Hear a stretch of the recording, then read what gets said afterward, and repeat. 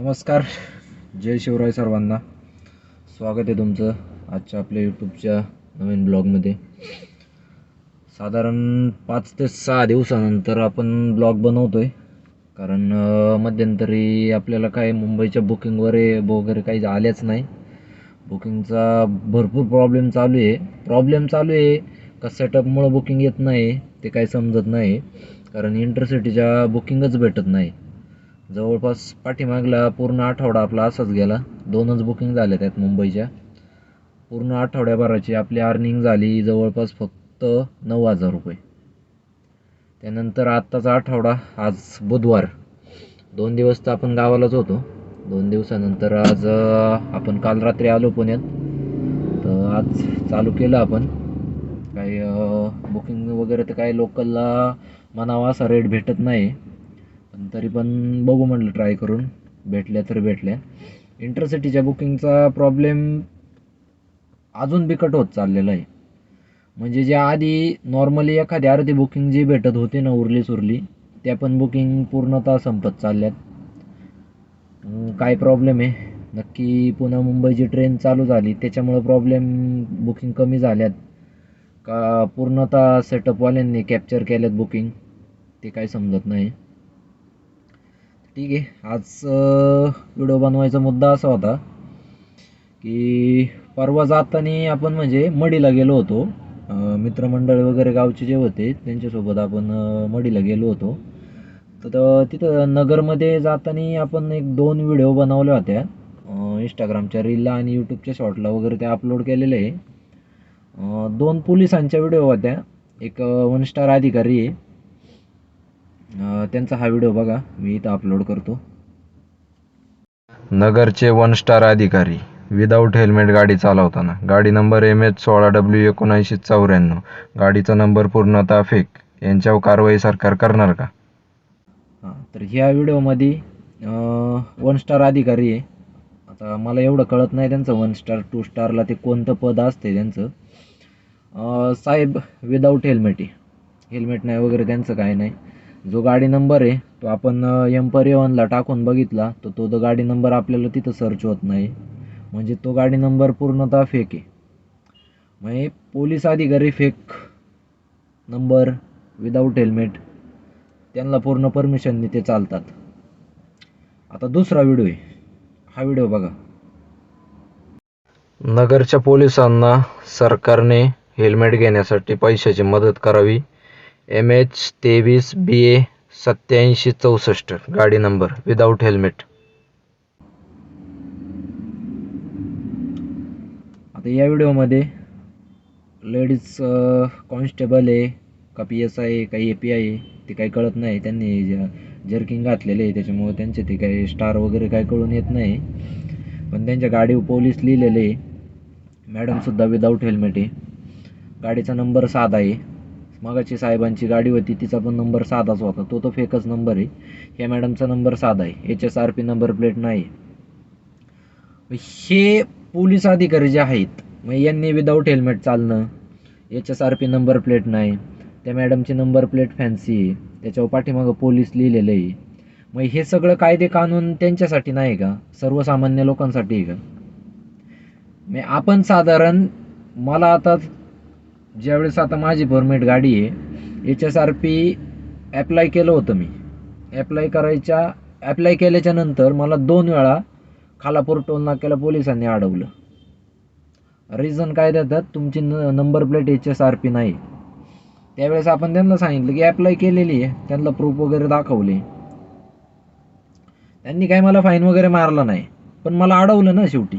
का? तर साधा नंबर होता माझा म्हणून, HSRP नाही म्हणून.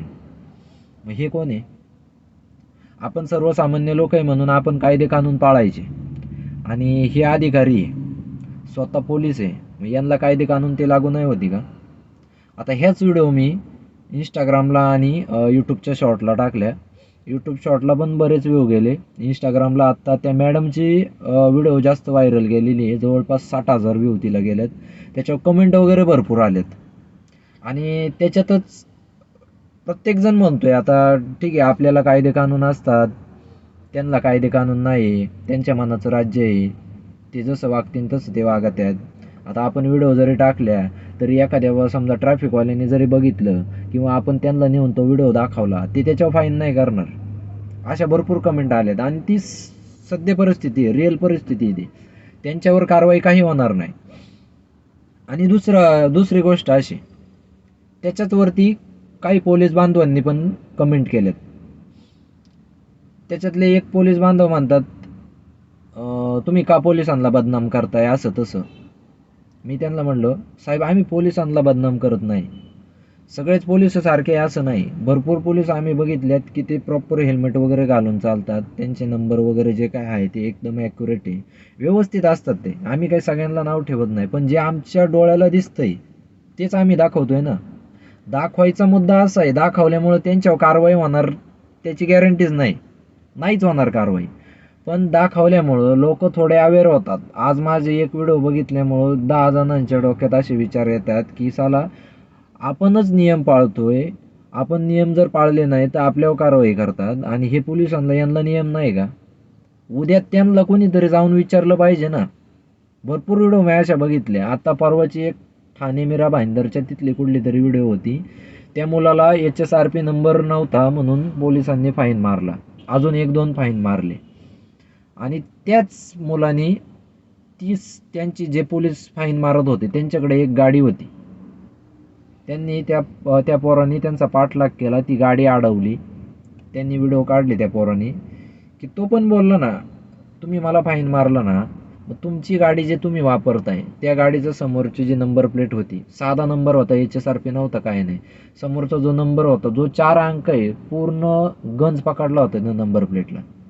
मग तो बोलत होता, तुम्ही त्याच्यावर कारवाई का नाही केली, का नाही करत, याच्यावर का नाही फाईन मारत.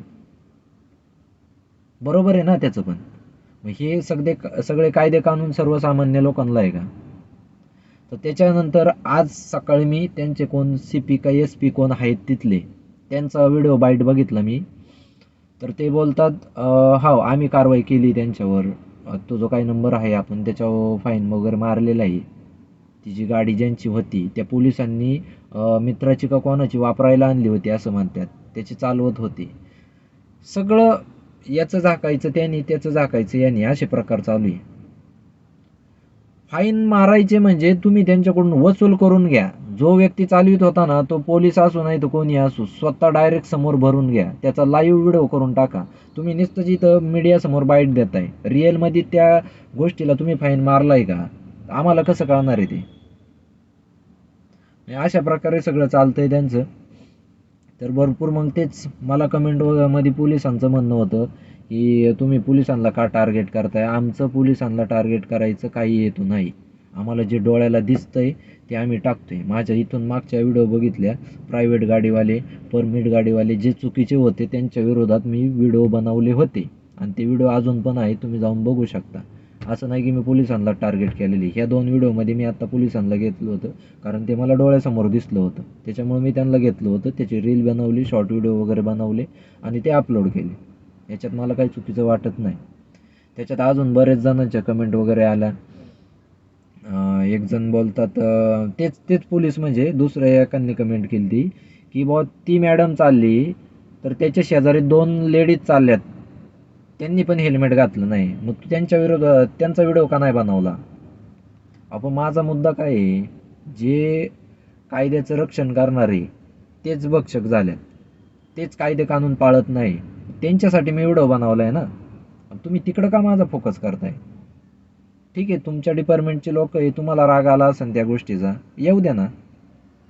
आम्हाला पण राग येतो ना. आम्ही जर चुकीत नसन तर तुम्ही आम्हाला विदाऊट रिझन काही पण फाईन मारता, ही गोष्ट चुकीची आहे ना. राग येणारच, मला येणार. मला 2 वेळा फाईन मारलेले विदाऊट रिझन. खालापूरच्या टोल नाक्यावरती मुंबईवरून येताना मी घाटामध्ये ट्रकच्या टायर खाली दगड आला होता आणि तो दगड माझ्या नंबर प्लेटला लागला, फटका बसला त्या दगडाचा. नॉर्मल कोपरा,